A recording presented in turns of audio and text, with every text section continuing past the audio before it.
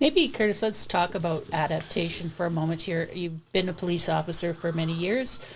What have you seen kind of change from when you first were policing to now? Do you see social changes? Do you see changes in how technology has changed policing? What are the differences? Policing is always changing. And I think that, and it's always for the better. So with technology in the crimes, so on the crime side, that's always changing.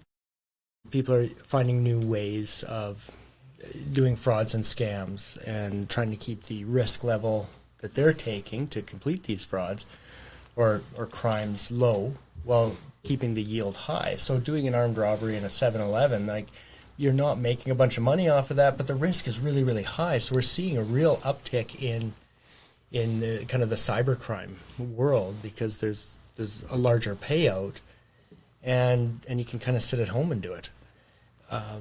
Now, that being said, we're seeing a lot of success in our investigations with those.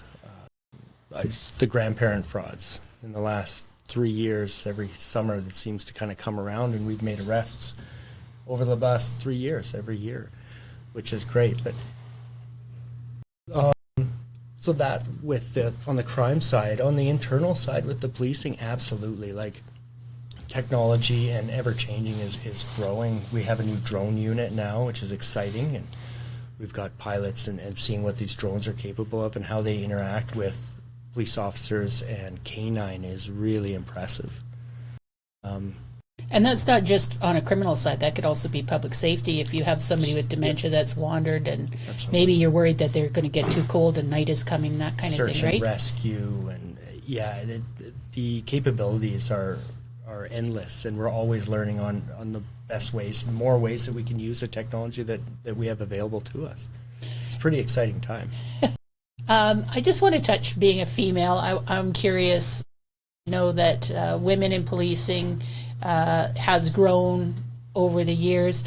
When it comes to recruiting, are you finding that women are reaching out to find out more information about joining police service, or is it the same? Is it status quo? I think it's increased, but maybe not just with women across the board. But certainly we get a number of applications from female applicants as well. I don't think it's increased or decreased. I think it's pretty much stayed the same. But on average, each year we probably receive, every time we advertise, we receive less than 100 applicants, probably in the region of 75 to 80 applicants for each process. And I don't know how many percentage would be female, probably 10 to 15% maybe. Yeah. That being said too, though, like Darren said, yesterday I was in Edmonton with a colleague at a recruiting fair, a job fair. And the reason why we end up mostly at universities and colleges because that's where they hold the job fairs, but it's not always students that show up at the booth to come and talk to us because we're putting ourselves out there to be approachable, and that's the best type, because dressed up like this in our uniforms we kind of feel less approachable. So it's always nice to go to these job fairs, and some of the best conversations, and one in particular was a young lady that came up at the end of the day and had just amazing questions like, where do you see yourself in policing, and what's the most enjoyable part, and how do you deal with stress, and how do you recharge your batteries? And at the end of it, and I thought, well, maybe this is just a conversation we're having with this pleasant person in the community.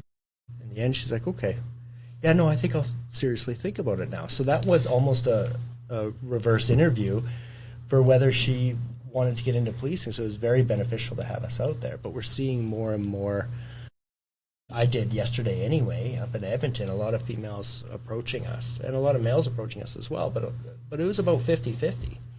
And it's nice to be approachable, and it's nice to be open, because if you're not in the world of policing, it seems like very much like we're busy, or we're doing this, or we're doing that. And especially in the bigger centers, it kind of goes back to that community comment that I made, that we are a part of the community.